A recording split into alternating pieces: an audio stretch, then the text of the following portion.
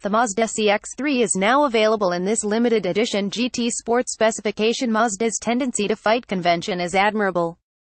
Not only does it promote innovation where it might not otherwise exist, but also gives buyers a genuinely refreshing alternative to the norm. There are occasions when this pays off, such as choosing to launch a backtobasics two-seat sports car long after they went out of fashion, or the favorable real-world economy Mazda achieves by shunning tiny turbocharged petrol engines in favor of larger, naturally aspirated units. But equally there are moments when you have to question the logic behind some of its decisions.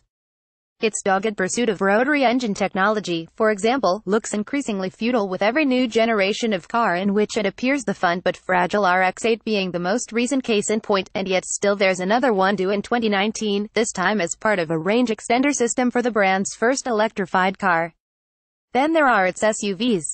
Nothing innovative about building those, you might think, but Mazda's approach of trying to crowbar crossovers into new size and price points that sit between the established classes has varying results.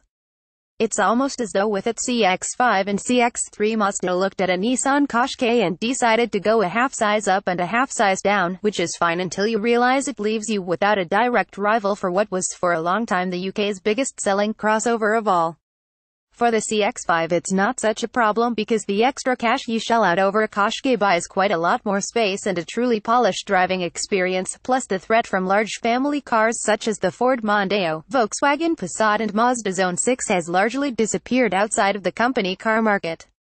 The CX3 is one of the most enjoyable compact SUVs to drive but has a firmer than average ride for the CX3. However, the odd size of price placement leaves it looking somewhat vulnerable. You are not, for example, likely to choose one over a Qashqai because it is simply so much smaller.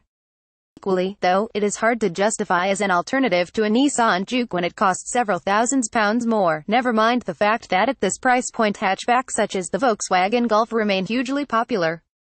You might in fact wonder why anybody would consider a Mazda CX3 at all.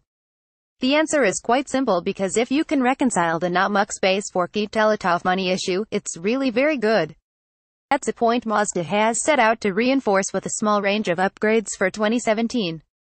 The CX3's dashboard is neatly designed and easy to use. The primary change is the introduction of the company's G-vectoring control technology, designed to improve what was already the most satisfying small SUV to drive. It takes the form of an electronic system that can vary the amount of torque that's sent to each of the front wheels as the car corners. The idea is that by working the outside wheel harder than the inside one, you help to drive the car through the bend, stabilizing its front end and giving the whole thing a more precise feel. For much of the time you won't detect this happening, which is kind of the point, but turn hard into a corner and jump on the throttle and the CX3 tucks its nose in, all the while resisting body lean like a well-sorted hatchback. What's more, the CX3 doesn't just tolerate such enthusiastic driving, but encourages it, flicking from one corner to the next with impressive control. Torque vectoring technology helps the CX3 feel very capable when cornering. The difference isn't so drastic compared with a pre-facelift CX3 that you should trade in old for new, but nor does it detract from those qualities that have always made this car so enjoyable. The retuned steering via a new wheel for this facelifted model remains light but direct, and even offers a little feedback, while the gear change is outstandingly slick and the biggest selling naturally aspirated 2.0-liter petrol engine satisfyingly crisp. This four-cylinder unit is not rich in torque but likes to be revved and is faster than its 118 bhp output might suggest. It will, for example, get from 0 to mph in 9 seconds, and yet still return close to 45 mpg in front-wheel drive form. It's not surprising about 80% of CX3 buyers opt for this combination over the more expensive diesel. Other upgrades for the 2017 model year include more deadening material in the dashboard, transmission tunnel and boot, which seemingly does nothing to dampen what has always been rather a lot of road noise, plus retuned dampers and new bushes to improve ride quality. This does seem to have helped, because whereas the pre-facelift CX3 on 18-inch wheels demonstrated all the compliance of a tantruming toddler, this new model is just about okay. Poor legroom for rear occupants dents the Mazda CX3's appeal as a family car. There's also pedestrian detection for the autonomous emergency braking, enabled by the system now being camera-based rather than using infrared sensors, and there's a new GT Sport specification to sit at the top of the range. Based on Sport Nav trim, this limited edition to 500 model then adds a body kit with roof spoiler and side skirts, 19-inch wheels, metallic paint and nap leather seats. The result is a very striking SUV, whether you're admiring the handsome exterior proportions or enjoying its simple but smart dashboard design. The touchscreen with its added rotary controller works as well as ever, and there's a real feeling of quality to everything you touch. In that sense, there might be an argument to be made for Mazda offering a slightly more premium take on the compact SUV formula to justify its price increase. But then you sit in the back and are reminded that anybody over 5 feet 10 inches is going to struggle for legroom, and that a rear-facing baby seat on an ISOFIX base simply won't fit. The result of all this is a car that, for better and for worse, perfectly sums up Mazda's unconventional approach.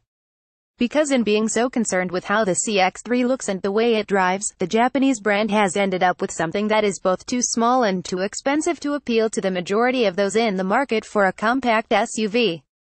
The facts: Mazda CX-3 2.0 120 PS2 WD Sport tested 1998 cc 4-cylinder petrol engine, 6-speed manual gearbox, front-wheel drive PRICON, sale range from 18,495 pounds, as tested 22,895 pounds, POWERTORQUE 118 bhp at 6,000 revolutions per minute, 150 pounds-feet at 2,800 revolutions per minute. Acceleration 062 mph and 9 sec. Max speed 119 miles per hour. Fuel economy 47.9 mpg. EU combined CO2 emissions 137 gkm. VED 200 pounds first year, then 140 pounds. Verdict: with more space in the rear seats, the CX-3 would win another star. However, in a class where practicality is so important, this handsome and fine driving Mazda is not easy to justify. Telegraph rating 3 out of 5 stars. The rival's Audi Q2, from £21,360. If the CX-3 is expensive, then Audi's Q2 stretches compact SUV prices to breaking point. The beautiful interior, honed driving dynamics and low running costs all stand out though, while strong residual values mean leasing costs are very competitive. Renault Captur, from £15,355. The recently facelifted Renault is more spacious than the Mazda as well as a fair bit cheaper. True, you sacrifice much of the driving enjoyment and the interior doesn't feel as plush, but with savings that run into 4 figures, will you really care? Seat Ateca, from £18,340. That the CX-3 can even be compared with the much larger Ateca shows just how out of kilter Mazda's pricing is. What's more, the seat is fun to drive, well equipped and relatively cheap to run. No wonder it's our favorite SUV. For more tips and advice, visit our advice section, or sign up to our newsletter here as Car Finder.